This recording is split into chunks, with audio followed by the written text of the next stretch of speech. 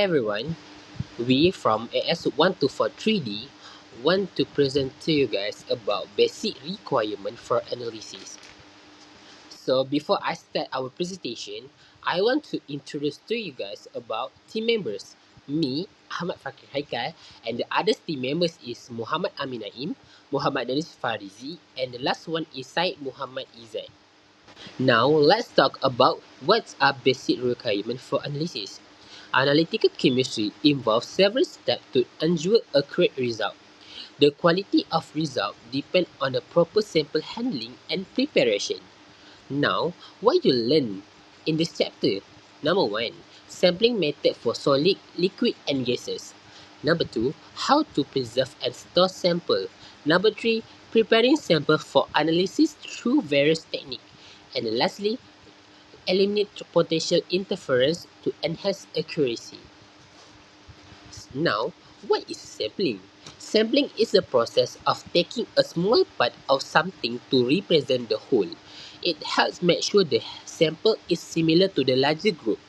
To do this, you choose the group and take a sample and prepare it for the testing. Good sampling is important for accurate and reliable result. Right now, I want to talk about step in sampling. Step in sampling has a 3 step. Number 1 is identify the population. Number 2, collect a gross sample. And the last one is reduce to a laboratory sample. Okay, so there are 3 techniques of sampling. Number 1 is solid sampling, liquid sampling for number 2, and lastly, gas sampling.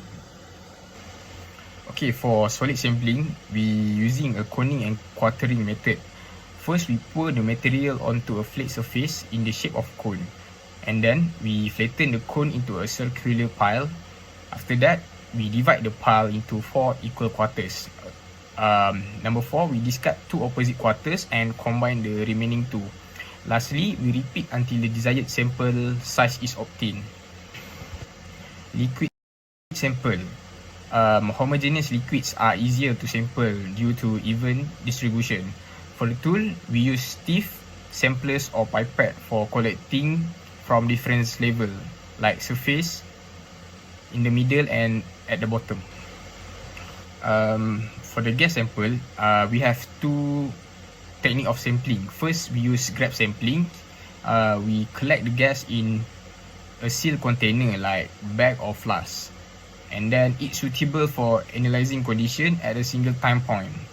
For the technique number 2, we use continuous sampling. We use filters or solvent to collect gases over a set period time. It's best for monitoring trends or variation in composition. This is sample storage and preservation. The purpose is prevent loss of analytes, contamination, or degradation before analysis. Storage guidelines. First, acidic liquids. Store in glass containers to prevent reactions, for example, strong acids like HCl or H2SO4. Second, basic liquids. Store in plastic containers as they may react with glass, for example, now solution. Third, solids. Use clean, airtight containers to prevent moisture or contamination. For additional precaution, store samples at appropriate temperature like refrigeration for volatile substance, and avoid exposure to light for photosensitive materials.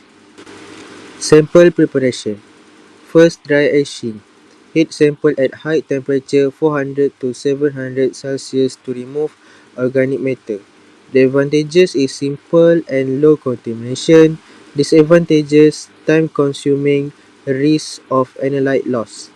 For wet etching, use acid like HNO3 and H2SO4 to digest organic material, and advantages is rapid and efficient. Disadvantages, risk of impurities from acids. Okay, so now this is elimination of interferences. What are interferences? Interferences are unwanted substances or factors affecting the measurement, detection or quantification of an analyte. They can come from the sample itself, for example, salts, proteins, or from contamination during sampling, storage, or preparation. So this is three types of interferences. The second one is chemical interferences. Substances reacting with the analytes or reagents. The second one is physical interferences. Condition affecting measurements. For example, viscosity and turbidity. And the last one is instrumental interferences. Equipment issues or environmental factors influencing performance. Why is it eliminate interferences? Eliminating interferences is important for, the first one is for accuracy, which is to prevent false positive or false negative results, which is to ensuring only the target analyte is measured. The second one is to reproducibility, which is interferences cause inconsistency in repeated results. Removing them ensures consistent outcomes. Third one is sensitivity. Interferences reduce the ability to detect small analyte quantities.